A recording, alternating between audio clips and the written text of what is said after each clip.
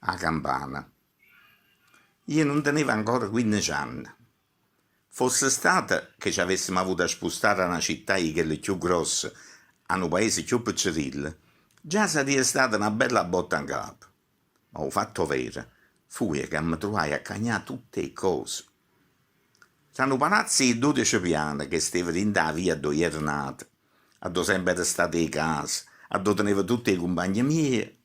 Io avevo passato a una casa in mezzo alla campagna, vecchia assai, che attorno a due parti non ci stava manco abitato, solamente terra, terra e terra, a dove ci tenevano piantato o grano, o mais e melone gialle. A che lato due parti, una spasa di piante, alberi che chiamavano pini marittimi. L'avevano piantato più di 100 anni prima, con una maniera curiosa assai, come voleva il padrone di tutte quelle che ci stavano là, e che era tanta, ma tanta, ma tanta, che all'occhio non potevano manco smicciare dove arrivava tutta quella roba. O padrone era un signorone, un conte, che veniva dai borghesi, che l'aveva fatta mettere quest'arbore in fila con massurdate che sfilano, con uno spazio tra l'una e l'altra sempre uguale. E poi c'era venuto in capo per far putà quei tronchi insieme a due, a così che ogni coppia faceva una specie di lettera V maiuscola. E tutte queste perché era nata la figlia sua, che si chiamava Valeria, e la voleva festeggiare a modo suo.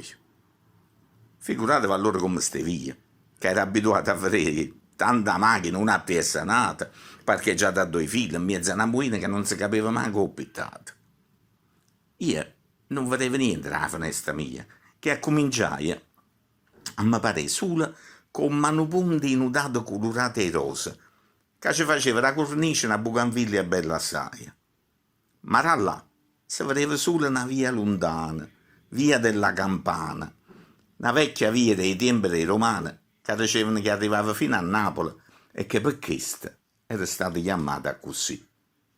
E più vicino, ma già dentro la casa nostra, una stalla abbandonata, una fontana grossa assai per far vivere l'animale, due capannoni grossi assai, tutti pieni di tratture e roba che serviva per coltivare la terra.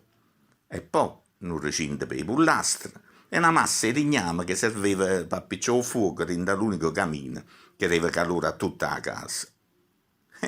Questo io avevo detto quando arrivai alla campana, alla casa di campagna che poi sarebbe stata la casa mia per 15 anni.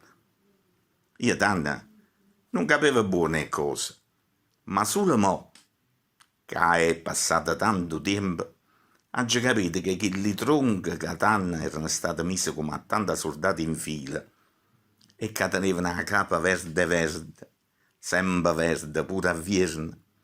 E quando era la bella stagione, cicala a migliaia ci facevano una dire a Moina, quando ci penso, mo mi pare un amico, amico vero, e chi che conoscono e si tengono strette dentro il cuore, è il momento più importante, pure il più segreto, è quando ha cresciuto.